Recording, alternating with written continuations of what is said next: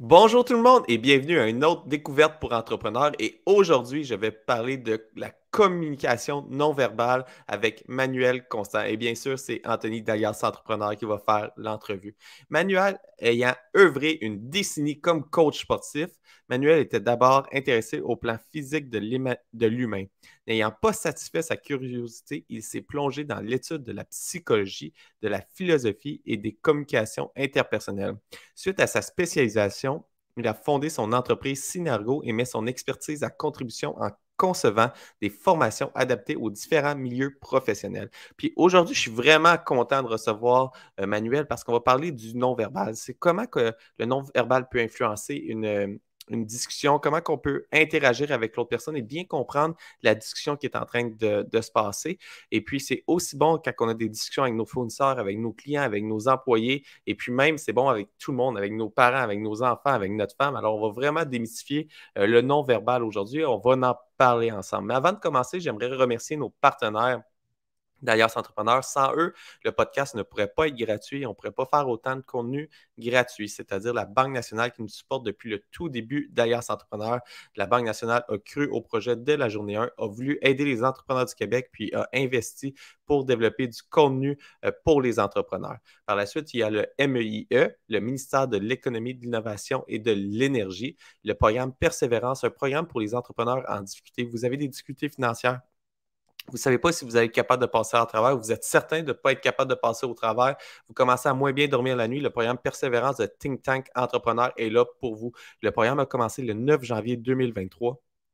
Et puis, c'est vraiment là pour aider les entrepreneurs en difficulté. Alors, n'ayez pas de gêne, ils sont là pour là. C'est des gens très ouverts. Ils vont vous prendre par la main, puis ils vont être capables de vous écouter et vous orienter vers la bonne stratégie, la bonne solution. Et puis, il y a même des possibilités de redresser les entreprises en difficulté. Alors, n'hésitez pas, appelez-les. Par la suite, il y a le réseau Mentorat, un réseau de mentors partout au Québec. Si vous n'avez pas de mentor, c'est une très bonne idée d'avoir un mentor. Le mentor est là pour aider l'humain derrière l'entrepreneur.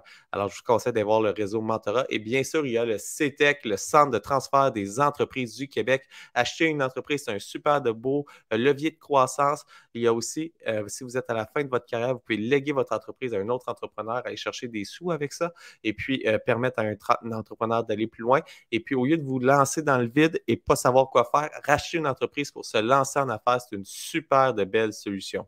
Et bien sûr, je vous invite à vous abonner à l'infolette d'Alias Entrepreneur. L'infolette est distribuée à tous les lundis matin et c'est des trucs et astuces pour vous permettre d'aller plus loin dans votre organisation. Et puis là, sans plus tarder, Manuel, ça va bien? Bonjour Anthony, ça va très bien toi? Ouais, ça va super bien. Je suis content de te recevoir parce que le non-verbal, c'est quelque chose qu'on voit beaucoup de choses passer sur les médias sociaux, qu'on entend souvent parler. Il ne faut pas croiser les bras, il ne faut pas aller loin dans notre chaise, il faut pas faire des gros yeux à un client. Mais j'ai rarement parlé à un spécialiste de ça. C'est plus comme des choses que je lis, puis exemple, dans des magazines qui ne sont pas nécessairement professionnels. Alors, je ne sais pas si c'est toujours vrai que ce que je vois.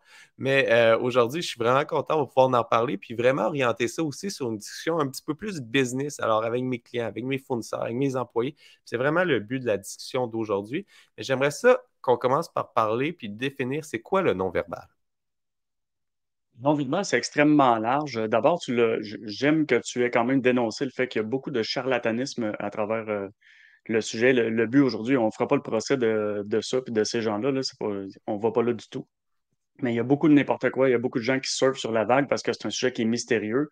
C'est facilement ésotérique même. Donc aujourd'hui, on va aller dans le concret, dans tout ce qui est plus scientifique, qui est plus valide. La synergologie, ben, en fait, tu m'as parlé de non-verbal. Non-verbal, c'est une grande classe fourre-tout, en fait.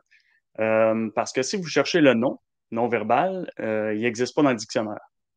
Donc, en partant, les gens se font la définition qu'ils veulent. Puis bon, si on y va avec la logique, c'est tout ce qui ne parle pas. Mais ça, je veux dire, ça peut être autant un objet qu'un humain. Donc, ça fait peu de sens. On a défini finalement le non-verbal, nous, en synergologie, de manière un peu plus concrète. Donc, il y a 5 champs dans le non-verbal. Rapidement, là, très rapidement comme ça, il y a ce qu'on appelle le paraverbal, donc toutes les caractéristiques vocales, les modulations vocales, ça c'est le paraverbal. On a le périverbal qui est l'environnement. Donc, on peut aussi parler de la bulle entre deux individus, la distance qu'on met avec les gens. On a le supraverbal, qui est la façon de s'habiller, le maquillage, l'auto qu'on choisit, finalement, tout ce qu'on peut choisir de façon consciente qui influence notre image. On a l'infraverbal, qui est tout le volet inconscient, donc les messages subliminaux, les phéromones et tout ça. Et on a le langage corporel, ce dont on va parler aujourd'hui. Alors, le Ce qui est langage. communément appelé, soit dit en passant, le body language. C'est plus facile à déceler comme ça. Parfait. Alors, puis vraiment aujourd'hui, on va pas parler du reste, on va vraiment se concentrer sur une discussion face à face ou en vidéoconférence où est-ce qu'on est capable de voir l'humain et l'interaction de l'humain. Puis c'est vraiment à ça qu'on va s'attarder aujourd'hui. Euh, J'aimerais qu'on commence par parler par les non-dits de l'humain. Tu sais, quand on a une discussion, là, on peut jaser. Puis là, par exemple, je te dis, je suis super heureux, puis je parle avec un ton un petit peu comme blasé de la vie. Ben, ben là, on parle pas des tons, fait que c'est pas la bonne exemple, mais pour imaginer ça de façon verbale, là, où je dis, je suis super en forme et j'ai des cernes qui touchent presque à mon nez, là. Euh, comment Comment qu'on fait pour vraiment déceler un petit peu les non-dits dans une discussion? Et avant de les déceler, je veux quand même mettre la table là, un petit 1 minute et demie là-dessus là, pour que les gens comprennent c'est quoi un non-dit. Un non-dit, c'est pas forcément un mensonge, même que c'est rarement le cas. On vit un paquet d'états, on pense à un paquet de trucs à chaque microseconde de façon pas vraiment consciente. Puis évidemment qu'on peut pas verbaliser tout ça. Premièrement, parce que notre bouche fournirait même pas à exprimer tout ce qu'on ressent et ce à quoi on pense. Deuxièmement, parce qu'il y a beaucoup de contraintes sociales dans la vie, puis même les gens qui se pensent très, très, très francs ne peuvent pas exprimer à tout moment leur point de vue parce qu'ils vont être rapidement exclus socialement. Pour imager la chose, là, dites-vous que quand vous arrivez à l'école, il y a une chose que, en très, très, très bas âge, là, en maternelle, là, on doit apprendre quelque chose très rapidement, c'est qu'on doit attendre notre tour de parole. Parce que si on parle tout le temps, ben, on est perçu comme le petit fatigant, la petite fatigante, puis on est exclu du groupe. Donc, on attend à finalement filtrer nos pensées parce qu'il faut attendre le bon moment pour parler. Non seulement je dois attendre le bon moment, mais je dois aussi émettre des propos qui font du sens, quelque chose qui est pertinent, qui est moindrement intelligent, ou du moins qui est connecté à ce que les autres disent. Parce que si je dis des bizarreries, des étrangetés, je suis encore exclu du groupe. Donc là, je dois filtrer vraiment la qualité de ce que je dis. Je dois aussi apprendre que la majorité du temps, ça doit être agréable ce que je dis. Parce que si je suis trop souvent désagréable, je suis perçu encore une fois comme quelqu'un qui est désagréable. Donc les gens ne veulent pas ça, je suis exclu du groupe. Et un dernier truc, là, si je pourrais dire, qui est super important aussi, c'est qu'on doit filtrer les informations qu'on livre à l'autre parce que des fois, ça peut nous nuire. Donc, ça fait un paquet de raisons, et il y en a d'autres, là, pour lesquelles on retient de l'information volontairement ou pas. C'est ça qu'on appelle des non-dits. C'est pas forcément des mensonges. Donc ça habite tout le monde, tout le temps. Il y en a plein. Puis là, on va parler de comment déceler quelques-uns de ces signaux. Mais avant d'aller dans les trois étapes là, à voir pour les déceler, là, puis vraiment y aller, j'aimerais ça qu'on démystifie, on dit on ne plaint. C'est pas nécessairement des mensonges, mais est-ce que c'est quand même important de regarder puis analyser les non-dits? Ouais, c'est absolument important. Là, ce qu'il faut dire, c'est la question, c'est est-ce que tous les non-dits sont importants, sont précieux, sont pertinents? Ben non, absolument pas. Je dirais que 99% des non-dits qui sont pas importants. Sauf que parmi ces non-dits-là se cachent des informations qui parfois sont super précieuses, sont pertinentes parce que vous aiderez à mieux adapter votre service, par exemple, dans un contexte professionnel avec l'autre. Donc, finalement, C'est- c'est comme les besoins réels de l'autre personne qui ne sont pas exprimés. Ben, si on ne les connaît pas, ces besoins-là, c'est difficile d'adapter son service, là. Puis là, on va aller voir pour apprendre à bien lire les non-dits, puis voir, OK, c'est quoi que je fais avec ça? Alors, on va passer par les trois étapes des non-dits. C'est quoi la première étape? Mais mes étapes à moi, en fait, c'est pas des étapes ultimes, mais moi, quand j'enseigne, j'aime ça passer par un processus en 3 étapes qui est interpréter et repérer puis interpréter adéquatement les non-dits. Ensuite, on doit instaurer un climat de confiance avec l'autre pour pouvoir poser des techniques de questionnement efficaces. Parce que c'est ça qui nous permet, au bout de la ligne, d'avoir une information qui est pertinente puis qui était cachée au préalable. Puis la troisième étape, une fois qu'on a créé le climat de confiance, c'est poser des questions qui doivent être bonnes, je crois. Exact. Donc, c'est Ah, utiliser des techniques de questionnement efficaces, donc un bon questionnement, un questionnement qui est impactant. cool. Alors, on a les trois étapes. Repérer, climat de confiance, mes questions doivent être bonnes, puis on va faire, on va passer étape par étape, on va les expliquer un petit peu plus, puis je suis certain qu'après ça, on va être capable de comprendre les TikTok qui sont là. Vous voulez savoir si votre femme vous trompe, regardez les non-dits qu'elle vous dit, si elle arrive tard le soir, etc. Alors, on va comprendre la logique derrière ça. Alors, on y va ça, avec le premier non-dit, repérer. Comment que je fais pour repérer le non-dit? Pour le repérer, là, c'est malheureux, mais il faut se former. Tu sais, c'est comme dire je veux lire un livre, mais je comprends pas l'alphabet. Tu sais, il faut savoir de quoi on parle. Fait que pour repérer quelque chose, il faut au moins savoir qu'est-ce qu'il faut repérer. Donc, ça prend une formation de qualité. Vous m'excuserez, là, ça va être plate ce que je veux dire, là, mais lire un livre sur la synergologie ou le body language, vous ne serez jamais capable d'appliquer ça parce qu'il y a trop de nuances pour l'appliquer. Quand il y a une formation de qualité, c'est facile, mais un livre, c'est trop radical. Parce que là, si vous apprenez, par exemple, que se pencher la tête vers la droite, c'est un signe de stress, vous allez fermer votre livre, puis vous allez immédiatement regarder uniquement cet aspect-là. Et la prochaine personne que vous allez voir, vous allez vous dire, ah, la tête est penchée à droite, cette personne-là est stressée. Alors que c'est pas forcément comme ça que ça marche. Donc là, on mélange, en fait, la première étape, là, qui est de repérer, oui, c'est une chose, mais de bien interpréter. Puis ça, ben, ça passe par une formation qualitative. OK. Puis on peut-tu quand même, pour aider les gens, parler de quelques petits aspects sains que en début de parcours, je pourrais commencer à. Je suis conscient qu'il faut que tous les non-dits sont importants. C'est quoi que dans mes premières discussions là, que je devrais commencer à regarder chez mon interlocuteur? En fait, il faut un peu tout regarder, mais là, ce que tu me demandes finalement, c'est de nommer quelques exemples concrets, si je Con- comprends bien. Exactement. OK. Exactement. Ben, allons-y. Je vais en nommer un, en fait, qu'on voit souvent en négociation. Souvent, le négo, ça se fait alentour d'une table, si possible, hein, puis idéalement, parce que debout, quand on n'a pas le temps, c'est pas une très bonne négo. Donc, alentour de la table, ce qu'on voit souvent, c'est ce qu'on appelle le pistolet, qui est le fait de mettre les deux index collés ensemble devant la bouche. Là, je l'explique parce que c'est pas tout le monde. Il y a des gens qui l'écoutent en podcast, donc il faut le dire. Les deux index sont collés ensemble et sont collés sur la bouche, sont devant la bouche. Ça, c'est significatif de quelqu'un qui veut prendre la parole. Et en plus de ça, il y a un aspect qui est un petit peu percutant dans ce que la personne va dire. Donc, l'idéal à ce moment-là, quand on voit ça, c'est de laisser la parole à l'autre avec des questions telles que ton opinion m'intéresse, Anthony, qu'est-ce que tu aurais à dire là-dessus? Là, ça ouvre vraiment, ça laisse la place à l'autre pour dire ce qu'il a à dire au lieu que la personne le retienne et finalement explose puis que ça fasse déraper les négos. Je comprends. Et puis ça, c'est tellement un bon point parce que j'ai déjà négocié un contrat en vidéoconférence, mais pas de vidéo.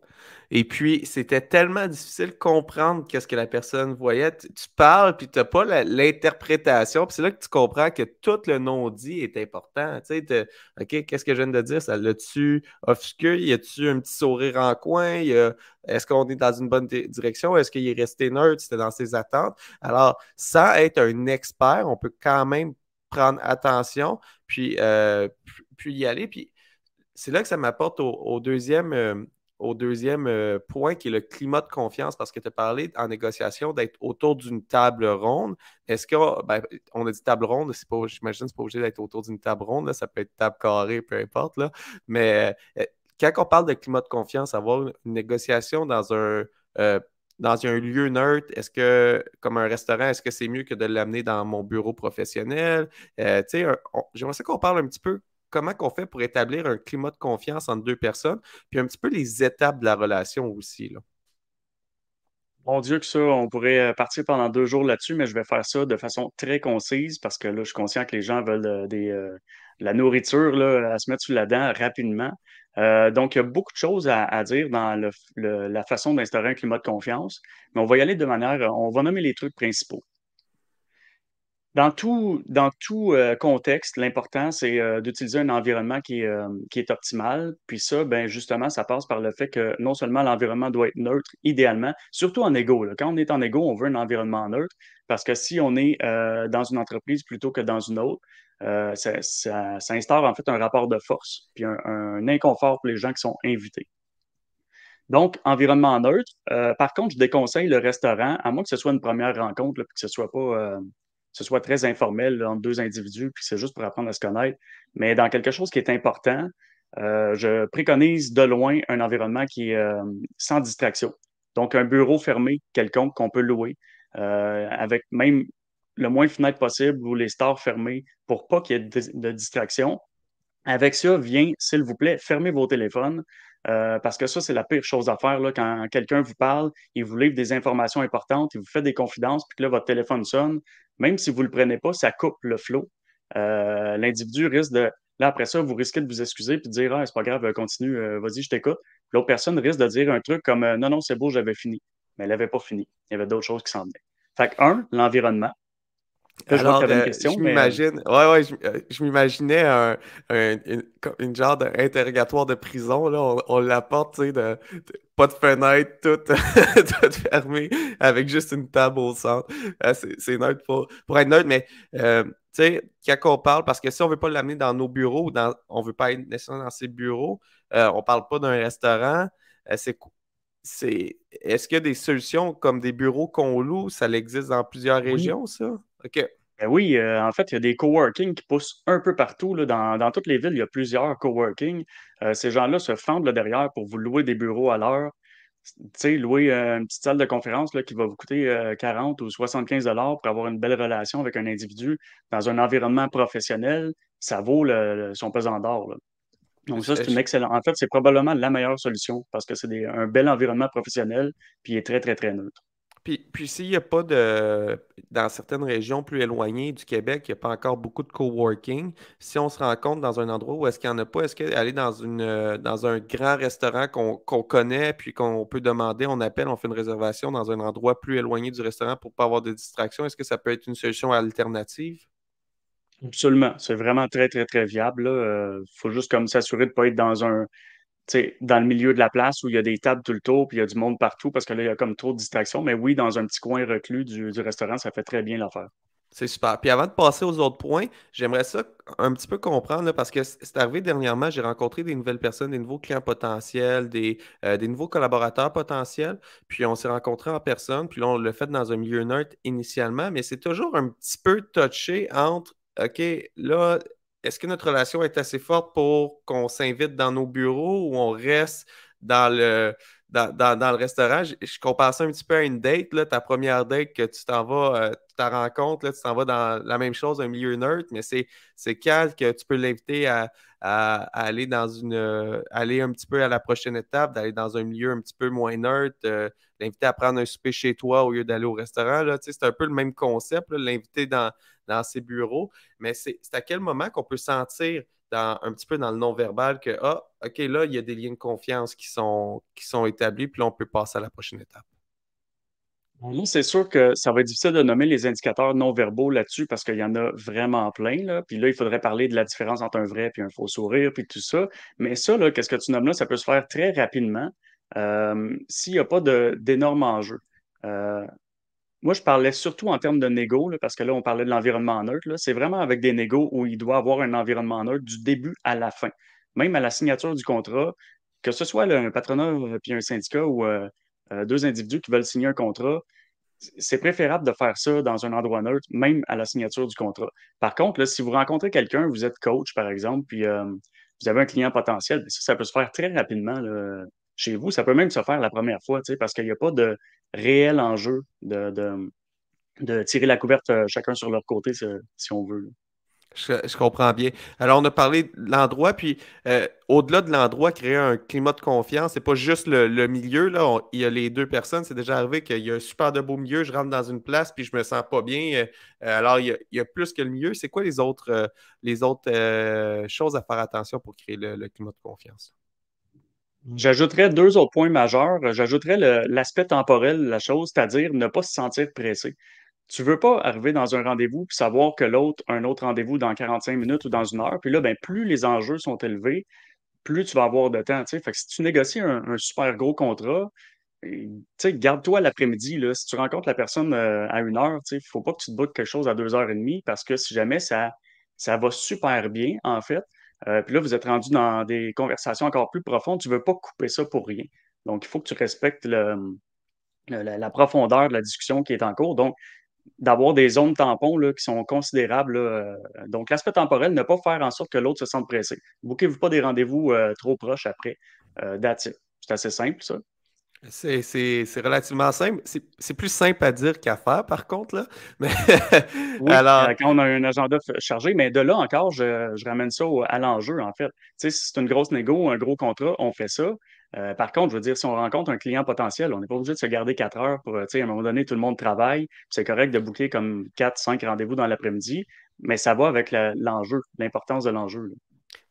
j'ai commencé à faire ça pour certaines rencontres, là. Quand je book la rencontre, par exemple, on se book une rencontre ensemble manuelle, puis je sais qu'il y a des chances que ça déborde ou je veux me prévoir un temps de battement, puis même les temps d'énergie après mes rencontres, j'essaie je book la rencontre que je t'envoie, l'invite calendar, qui est par exemple de 13h à 14h, mais je book dans mon agenda un bloc de 2 heures ou un bloc d'une heure et demie. Alors, je me crée des temps de battement pour être sûr de ne pas me refaire booker par mon lien Calendly que j'ai donné à quelqu'un, par d'autres personnes qui pourraient me booker par-dessus ce temps-là. C'est le petit truc que j'ai développé. Puis, je ne suis pas encore un expert, mais mes horaires sont rendus plus viables qu'avant le temps des fêtes. C'est très intelligent. Puis, tu sais, là, je parlais de l'impact que ça a sur l'autre de se sentir pressé, mais soi-même, quand on est pressé, puis qu'on sait qu'on a un autre rendez-vous, puis là, on a une belle discussion, puis là, ça finit dans 8 minutes, tu sais très bien que sur toi-même, ça a un impact aussi. Donc, je suis persuadé que depuis que tu fais ça, tu te sens beaucoup plus libre, plus fluide dans tes Puis, conversations avec les autres, là. Puis là, on parle du temps, mais tu l'as bien dit, moi-même, tu sais, quand on est en fin de négociation, on peut développer des faux signaux où est-ce que je peux être stressé par le temps et non stressé par le deal. Et puis là, je peux envoyer un mauvais signal à mon interlocuteur où est-ce que lui, il pense que ça ne m'intéresse pas ou que j'ai la tête ailleurs ou que je ne prends pas ça important. Mais finalement, c'est pas ça. C'est vraiment mon autre obligation d'après qui fait que j'ai le, une mauvaise. Je dégage des mauvais signaux, là. Absolument, c'est super intelligent ce que tu dis. Puis en fait, ça, c'est ce qu'on fait en formation, c'est apprendre à comprendre est-ce que je vois c'est lié à ici, maintenant, avec moi ou avec d'autres choses. On ne pourra pas faire ça à travers le podcast, mais c'est super intelligent ce que tu dis, là, c'est perspicace. Puis le dernier point, j'aimerais ça que tu m'expliques un petit peu l'importance de s'intéresser à l'autre personne pour créer un lien de confiance. Mais ça, c'est directement lié aux besoins de reconnaissance. Là, en fait, les gens veulent prendre leur place dans l'univers. Les gens, tu sais, l'ego, là, on entend souvent parler comme quoi l'ego, c'est pas bon, là, mais en fait, c'est pas l'ego qui est pas bon. L'ego, c'est la conscience de soi. Tout le monde a de l'ego. Tout le monde.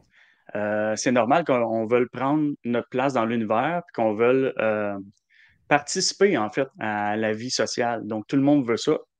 Ce qui est mal vu et qui est mélangé avec l'ego, c'est la démesure de l'ego. Donc, c'est le fait d'être très narcissique, très égocentrique, puis de presque pas prendre en considération les besoins des autres parce que les miens prennent trop de place.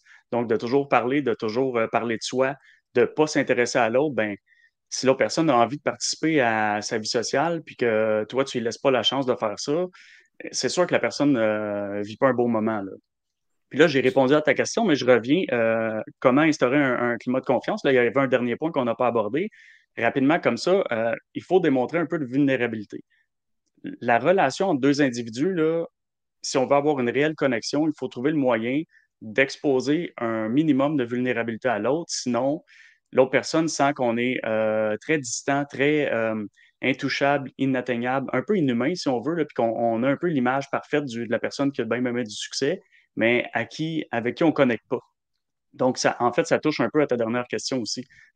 Savoir exposer un certain seuil de vulnérabilité. Pas obligé de raconter toutes vos confidences, puis vos traumatismes, puis tout ça, là, c'est pas ça, là. C'est juste que l'autre voit, au bout de quelques minutes, voire d'une demi-heure, je sais pas, que finalement, il y a un humain derrière le travail, c'est juste ça. On a des goûts, des intérêts, puis c'est pas grave si on en parle un peu, là. Je trouve ça très intéressant ce que tu viens de dire, Manuel, parce que ça va aussi dans l'optique du marketing qu'on parle beaucoup de l'authenticité. Alors, si on démontre une certaine vulnérabilité, je vais te laisser dire le mot. Peux-tu me dire le mot? Vulnérabilité. Ouais. Si on démontre ce mot-là, on va être probablement plus authentique. Puis je suis tellement d'accord, là. Je le vois dans ma tête que quand quelqu'un démontre de la vulnérabilité. Ah, bah ouais, j'ai de la misère aujourd'hui. En tout cas, Vulnérabilité. Ouais, ouais, c'est un mot à pratiquer, là. Faites-toi en pas. exactement. Je vais le pratiquer pour le prochain podcast, mais on crée automatiquement une confiance, on peut relate, ça va ouvrir des émotions chez moi, puis je vais sentir que je vais être plus ami ou plus en confiance avec la personne, là. Euh, Ouais. Puis tu sais, avec, le but, c'est pas de trouver des intérêts qui sont communs, mais imagine si en parlant un petit peu des trucs que tu aimes, par la bande, là, juste une phrase, imagine si l'autre personne tripe sur le même truc que toi, à quel point tu viens de créer une connexion qui est beaucoup plus profonde, puis la personne a envie de faire affaire avec toi à un niveau bien supérieur à ce qui était quelques minutes avant, là. c'est vraiment intéressant. Puis, qu'est-ce que j'aime à date, là, depuis le début de la discussion, c'est pas, hey, il faut analyser l'autre, il faut être concentré, il faut regarder ses mains, il faut regarder ses yeux. C'est vraiment le gros bon sens de la discussion, puis d'y aller. Puis là, j'aimerais ça te poser une question. Si je remarque, là, par exemple, que je suis en train de. Le non-verbal de la personne est en train de me. Que je pense qu'il est en train de me dégager des ondes négatives ou des ondes même très positives, c'est quoi la bonne façon d'aller chercher cette information-là? Est-ce que c'est de changer mon discours ou c'est d'aller poser des questions directement à la personne pour percer l'abcès que j'appelle, là? Il faut au préalable rétablir le climat de confiance qui a déjà commencé à être perdu. Là, il y a quelques trucs qu'on a nommés là. Évidemment, le plus gros du truc se fait en formation, mais bon, il faut démontrer à l'autre qu'on ne le juge pas puis qu'on est intéressé par son opinion. Il faut que la personne sente ça. Ensuite, il faut évidemment poser des questions efficaces. Et ces questions-là, en fait, sont directement reliées à ce qu'on voit. Donc, moi, ce que j'enseigne, c'est réellement poser des questions selon l'observation qu'on a faite. C'est à ce point précis, là. Puis, j'aime que tu aies apporté de poser des questions. Alors, j- exemple, je commence Veux-tu à un exemple sentir. concret? Oui, j'aimerais Je ça avoir un m'excuse de te exemple couper, là, concret. mais les Ouais, auditeurs aiment ça, là, puis je ouais, sens que ouais, tu t'en vas vers là, là. Bon, exemple très concret, là. On sait que se pincer le nez lors d'une interaction, là, puis là, c'est pas parce que le nez te pique, là, se pincer le nez, comme ça, euh, 9 fois sur 10, ça signifie que ça se passe pas comme je voudrais. C'est un genre de contrariété qui est plus ou moins consciente, puis que la personne ne nomme pas. Donc, toi, quand tu vois ça, puis que tu es formé, tu sais qu'il y a un problème. Il y a un problème pour l'autre personne, il y a quelque chose qui a dérangé l'autre personne. Donc, si tu veux savoir c'est quoi, tu dois directement lui demander est-ce que ça se peut que dans ce que je viens de dire, il y a quelque chose qui te dérange ou avec lequel tu es inconfortable? J'aimerais savoir ton opinion là-dessus. Ça m'intéresse de savoir comment tu te positionnes ou ce que tu ressens par rapport à ce que je viens de te dire. Tu sais, tu te fais demander ça, là, c'est à peu près impossible que tu t'exposes pas, là. Mais c'est ça, c'est as-tu vu la formulation de ma question, à quel point elle laisse de la place à l'autre? Puis la chose aussi à remarquer, c'est que j'ai pas confronté l'individu à ce que j'ai vu. Le lien se fait dans ma tête. Je sais qu'il y a un problème, ça se passe pas comme la personne voudrait, il y a quelque chose qui la dérange et je dois découvrir ce qui la dérange, mais j'ai dit en aucun cas, j'ai vu que tu t'étais touché le nez de telle façon, là, fait que je sais que ça veut dire qu'il y a quelque chose qui te dérange. C'est quoi qui te dérange? Oubliez ça, là, vous allez rencontrer de la résistance folle. On fait pas ça. Donc, j'en reviens, je reformule la question. Nez pincé égale est-ce que ça se peut que dans qu'est-ce que je viens de te dire, il y a quelque chose qui te rend inconfortable ou qui te dérange? J'aimerais ça que tu m'exprimes ta position par rapport à ce que je viens d'émettre comme propos. puis c'est qu'on prend une pause, puis on laisse la personne s'exprimer au lieu d'y mettre des mots dans la bouche et d'aller dans la confrontation. Puis j'imagine que c'est ça que tu voulais dire aussi dans les trois étapes. Là, on parlait de repérer le climat de confiance, puis poser vraiment les questions doivent être bonnes. J'imagine que c'est ça la troisième étape. C'est les bonnes questions. Là, c'est pas aller dans la confrontation, mais d'aller plus dans l'entraide, puis dans la discussion ouverte pour comprendre le point de l'autre, là. Exactement, parce que, tu sais, les gens associent souvent le body language puis l'interprétation du body language à je vois quelque chose, je sais qu'est-ce que ça veut dire. C'est pas ça du tout. Je vois quelque chose, je me doute de qu'est-ce que ça veut dire, faut que j'aille le vérifier. Faut que je trouve une façon d'aller chercher mon info pour valider ou invalider mon hypothèse. Puis là, admettons que je pose la question que j'ai nommée il y a quelques instants, puis que j'ai pas de réponse, c'est pas grave. On force pas une porte verrouillée. On passe à d'autres choses, on continue la discussion, mais quand on est bon pratiquant puis qu'on a moindrement un peu d'expérience avec ça, ça devient facile. Puis la très grande majorité du temps on a l'info qu'on a besoin d'avoir, là. Puis j'aime, tu sais, je vais revenir là-dessus, je l'ai dit tout à l'heure dans le podcast, qu'est-ce que j'aime, c'est que j'ai pas la science infuse, c'est je remarque, je repère qu'il y a peut-être des choses autant positives que négatives ou neutres, je ressens des signaux et je vais poser la question pour voir est-ce que mes signaux que je remarque sont ma bonne interprétation et je vais aller adresser la problématique et non partir dans ma tête, ça va pas bien, puis finalement, ça pourrait vraiment bien aller. Puis lui, c'est qu'il était stressé par son horaire, puis lui poser la question, tu sembles pressé, est-ce qu'il y a quelque chose qui te rend stressé en ce moment dans la discussion? Si je pose ça, je le confronte, alors ce n'est pas une bonne question. Mais, Exact. mais tu sais, de commencer à penser à bien formuler les questions, ça paraît simple, mais je vois qu'avec l'exemple que je viens de donner, c'est beaucoup plus complexe que seulement dire OK, je ne vais pas dans la confrontation. C'est d'y aller, mais vraiment poser des questions pour bien comprendre mon interlocuteur. Puis j'aime cette théorie-là. Puis là, j'aimerais ça qu'on termine le podcast. On a parlé beaucoup et on est déjà à la fin. Alors, c'est sûr que je vais te réinviter pour qu'on aille plus loin dans d'autres sphères. Mais on a parlé de négociation tout à l'heure. Puis en négociation, on a parlé comment que l'autre s'interprète, mais quand je vais commencer à m'éduquer un petit peu plus sur toute la synergologie et sur le body language, je vais être concentré à moi, comment que je me place, c'est quoi les signes que je veux faire. Je veux parler, je veux amener un point important, je vais mettre le laser sur mes lèvres pour dire que j'ai un point important à dire.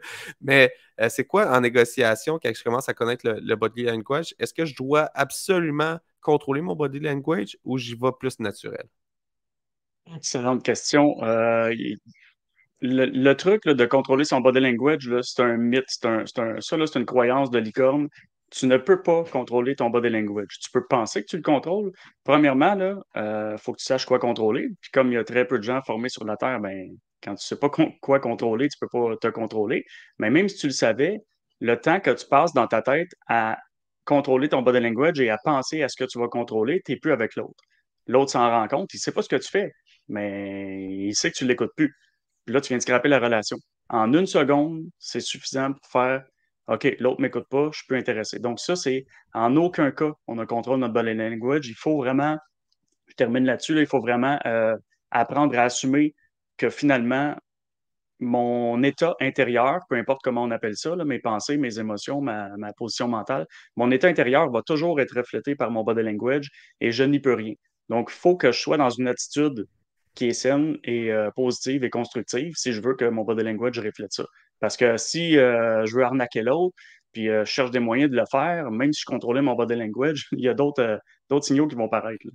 Puis j'aime beaucoup l'explication que tu viens de donner, puis ça me fait penser, dis-moi si je comprends bien, dans les points tout à l'heure, on avait parlé que c'est important de repérer le body language, puis par la suite, dans le climat de confiance, il y a un des points, c'était la vulnérabilité. Si j'essaie de trop contrôler, je vais créer une carapace et je ne serai plus vulnérable ou je ne démontrerai pas de la vulnérabilité, puis je vais briser le climat de confiance. Alors, mon climat de négociation et de non-verbal ne sera plus dans un bon état, si je comprends bien, là.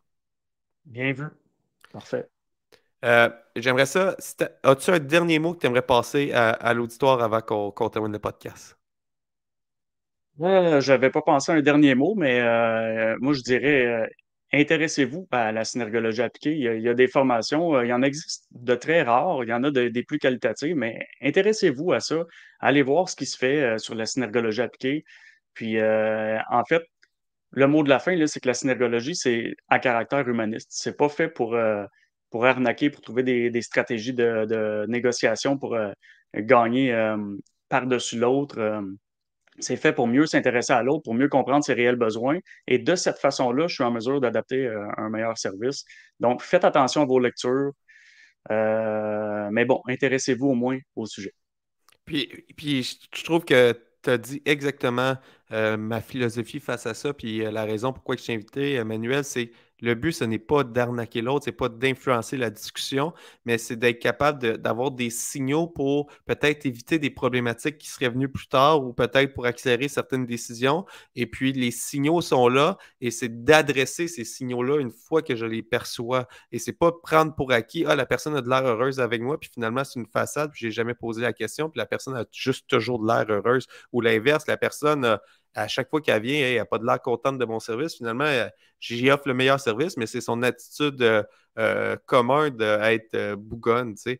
Alors, c'est de poser les bonnes questions pour aller plus loin. Puis c'est vraiment ça que j'ai aimé de la discussion qu'on a eue, c'est on repère, on crée des climats de confiance pour les discussions. Par la suite, on pose les bonnes questions sans être dans la confrontation. Puis, on ne prend jamais rien pour acquis. On va s'informer, on va s'intéresser à l'autre. On est authentique, on démontre de la vulnérabilité, puis on essaye juste d'avoir un climat agréable pour discuter au final. Exactement. Puis je termine, Anthony, en disant tantôt, tu m'as ouvert la porte pour un autre podcast, mais le prochain coup, ce qu'on fera, c'est qu'on ira avec des exemples beaucoup plus concrets et beaucoup plus nombreux. Donc là, on a mis un peu la table là, sur le truc, puis on rentrera dans des trucs qui sont utiles, applicables concrètement, directement pour tous les professionnels. La prochaine fois, on va aller exactement avec ça, mais avant de parler de ça, il fallait mettre la table. Alors, la table est mise pour le prochain podcast. On va se planifier une autre rencontre, Emmanuel, durant la prochaine année 2023. Sur ça, merci beaucoup de nous avoir écoutés. Si ça fait 35 minutes que vous nous écoutez, s'il vous plaît, abonnez-vous au podcast. Ça veut dire que probablement que vous avez aimé ça. Si vous n'avez pas aimé ça après 35 minutes, je suis vraiment désolé d'avoir pris tout ce temps-là avec vous. Alors, allez vous abonner au podcast. Laissez-nous une note en étoiles et des commentaires sur le podcast. Ça nous aide beaucoup à être vus. Le fait d'être visible nous aide à aller chercher des commanditaires et merci beaucoup à nos commanditaires qui nous ont fait confiance, c'est-à-dire la Banque nationale depuis le tout début d'Alias, le MEIE, le ministère de l'Économie, de l'Innovation et de l'Énergie, le programme Persévérance, un programme pour les entrepreneurs en difficulté de think tank entrepreneurs, le réseau Mentorat, un réseau de mentors partout au Québec et bien sûr le CETEC, le Centre de transfert des entreprises du Québec. Sur ça, un gros merci encore une fois, Manuel, pour la belle entrevue que tu m'as donnée. J'espère qu'on va avoir aidé les gens. Soyez à l'affût. C'est la seule chose que je retiens de la discussion, là, c'est soyez à l'affût, repérez les signaux, adressez-les et surtout créez des climats de confiance pour les discussions et n'essayez pas d'influencer la discussion parce que si vous essayez d'influencer avec certains signaux que vous allez lire dans les livres, tôt ou tard, il va y avoir des signaux contraires, puis vous allez juste mélanger l'interlocuteur. Alors, soyez authentique, c'est la même chose en marketing, soyez authentique et puis ça va bien aller. Sur ça, je vous souhaite une excellente fin de journée et puis on se retrouve la semaine prochaine pour une autre découverte pour entrepreneurs.